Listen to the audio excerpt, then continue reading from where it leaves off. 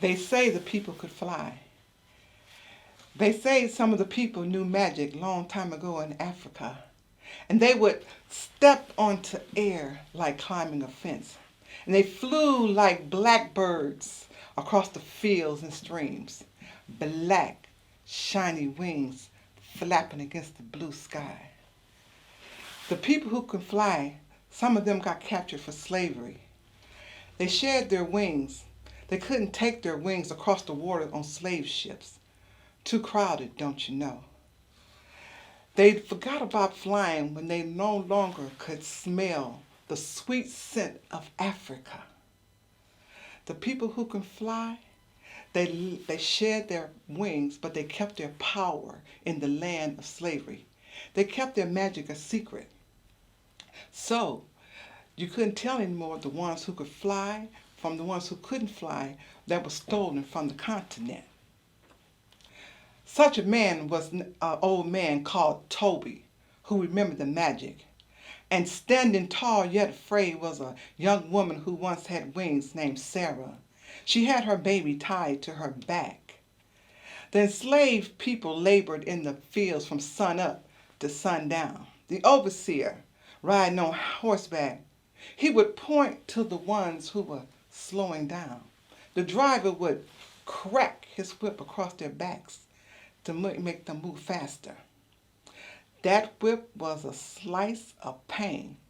So the people did move faster. Had to.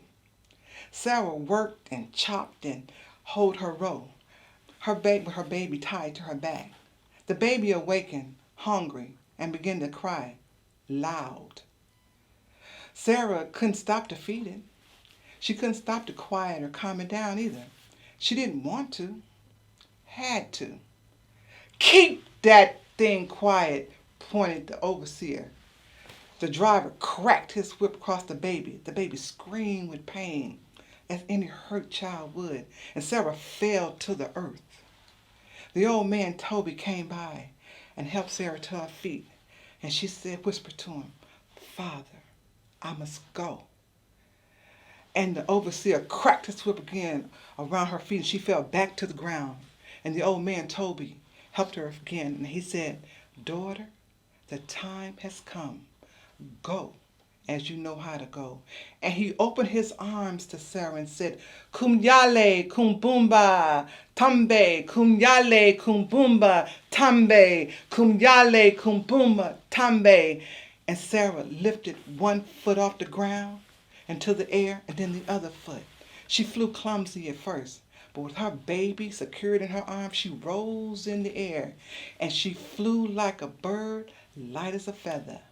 And the overseer ran after her screaming. Sarah flew like an eagle over the fences and tall trees and out of the snare of the overseer.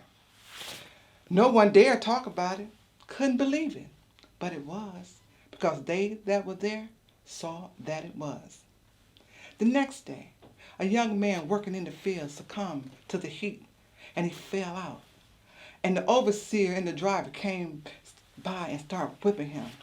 Toby, the old man, came to the young man and said, "Kumyale, kumbumba, tembe, kumyale, kumbumba, tembe." And the young man rolled into the air and flew away. And another one fell to the heat.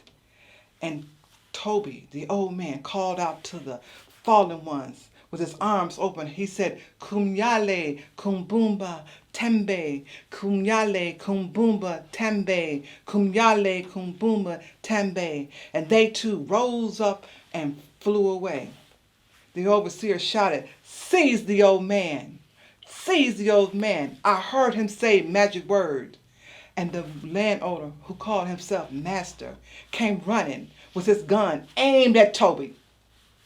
Toby looked at him and lifted his head back and laughed and said, "Don't you know who I am?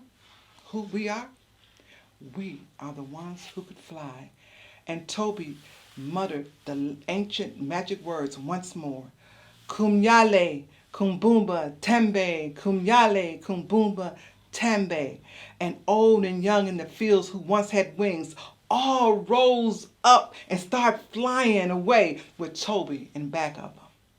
All you could see was black, shiny wings flapping against the blue sky. The ones who could not fly, the ones who were left behind, learned to run to freedom, and they survived to tell the story of the ones who can fly.